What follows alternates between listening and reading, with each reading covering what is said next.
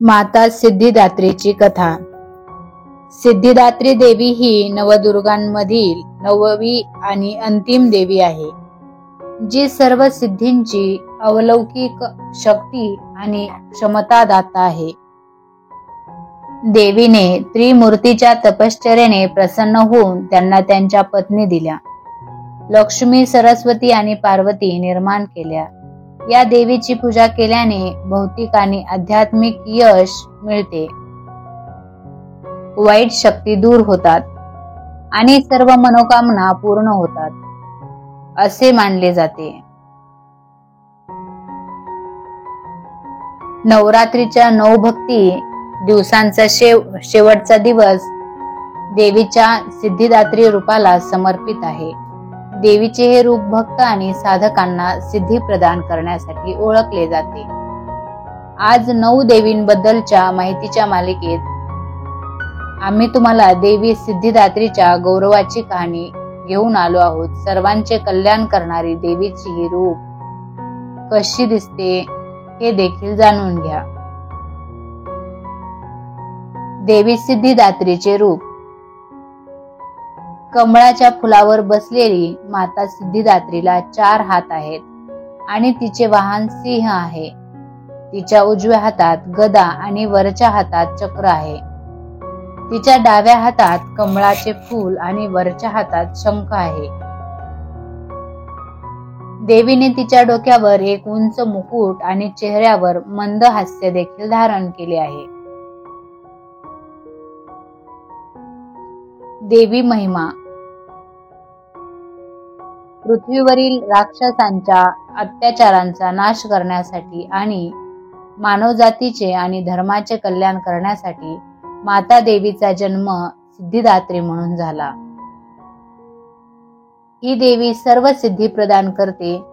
तिच्या कृपेने सर्वात कठीण कार्य देखील सहजपणे पूर्ण होतात. देवी पुराणानुसार भगवान शिव यांनी तिच्या कृपेने या सिद्धी प्राप्त केल्या आणि देवीच्या कृपेमुळे भगवान शिवाचे अर्धे शरीर देवीचे बनले. म्हणूनच शिवाला अर्धनारीश्वर म्हणून ओळखले जाते. देवीची पूजा करण्याचे अनंत फायदे आहेत. देवीची पूजा केल्याने सर्व कार्ये पूर्ण होतात. देवी सर्व सिद्धी प्रदान करते आणि सर्व प्रकारचे भय आणि रोग देखील दूर करते. देवी तिच्या भक्तांचे जीवन अधिक आनंददायी बनवण्याचे मार्ग प्रदान करते. आईच्या परम कृपेने भक्तांना मोक्ष देखील मिळतो. देवी सिद्धिदात्रीची कथा. पूर्वी जेव्हा त्रिमूर्तींनी ब्रह्मा, विष्णू, महेश समुद्राच्या काठावर दीर्घकाळ तपश्चर्या केली, तेव्हा महाशक्ती प्रसन्न होऊन देवी सिद्धिदात्रीच्या रूपात त्यांच्या समोर प्रकट झाली. या प्रसंगी देवीने त्रिमूर्तींना त्यांच्या पत्नी प्रदान केल्या. तिने लक्ष्मी, सरस्वती आणि पार्वती या देवता निर्माण केल्या आणि त्या अनुक्रमे ब्रह्मा, विष्णू आणि शिव यांना दिल्या. देवी सिद्धिदात्री हे सिद्धी म्हणजेच अलौकिक शक्ती आणि धात्री म्हणजे देणारी या शब्दांचे संयोजन आहे. ती भक्तांना सर्व सिद्धी प्रदान करते असे मानले जाते.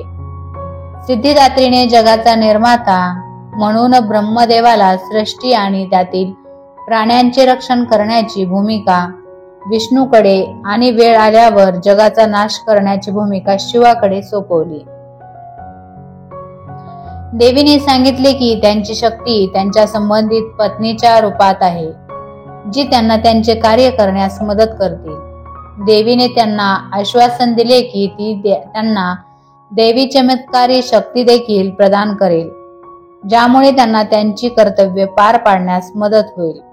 असे सांगून तिने त्यांना अणिमा, महिमा, गरिमा, लघिमा, प्राप्ती, प्राकाम्य, ईशित्व आणि वशित्व अशी 8 अलौकिक शक्ती बहाल केल्या. अणिमा म्हणजे शरीराचा आकार लहान करून लहान करणे. महिमा म्हणजे शरीराचा अमर्याद आकारात विस्तार करणे. गरिमा म्हणजे असीम जड होणे. लघिमा म्हणजे वजनहीन होणे, प्राप्ती म्हणजे सर्वव्यापी असणे, प्रकाम्य म्हणजे जे काही हवे आहे ते साध्य करणे, ईशित्व म्हणजे निरपेक्षता असणे, प्रभुत्व आणि वशित्व म्हणजे सर्वांना वश करण्याची शक्ती. देवी सिद्धिदात्रीने त्रिमूर्ती प्रदान केलेल्या 8 सर्वोच्च सिद्धीव्यतिरिक्त तिने त्यांना 9 खजिना आणि इतर प्रकारच्या अलौकिक शक्ती आणि क्षमता दिल्या आहेत असे मानले जाते. स्त्री आणि पुरुष या 2 भागांनी देव आणि दैवी, दैत्य, दानव, असुर, गंधर्व, यक्ष, अप्सरा, भूत, स्वर्गीय प्राणी, पौराणिक प्राणी, वनस्पती प्राणी, नाग आणि गरुड आणि इत्यादी जगातील अनेक प्रजाती निर्माण केल्या, जन्माला आले आणि अशा प्रकारे त्यांच्यापासून उत्पन्न झाले. संपूर्ण जगाची निर्मिती आता पूर्णपणे पूर्ण झाली होती. असंख्य तारे, आकाशगंगा तसेच नक्षत्राने भरलेली होती. सूर्यमाला 9 ग्रहांसह पूर्ण झाली. पृथ्वीवर अशा विशाल महासागर, तलाव, नाले, नद्या आणि पाण्याच्या इतर संस्थांनी वेढलेले मजबूत भूभाग तयार केला गेला. सर्व प्रकारचे वनस्पती आणि प्राणी उत्पत्ती झाले आणि त्यांना त्यांच्या योग्य निवासस्थान देण्यात आले. 14 जगांची निर्मिती आणि संपूर्णपणे निर्मिती केली गेली. वर नमूद केलेल्या प्राण्यांना राहण्यासाठी निवासस्थान दिले, ज्याला ते सर्व घर म्हणतात.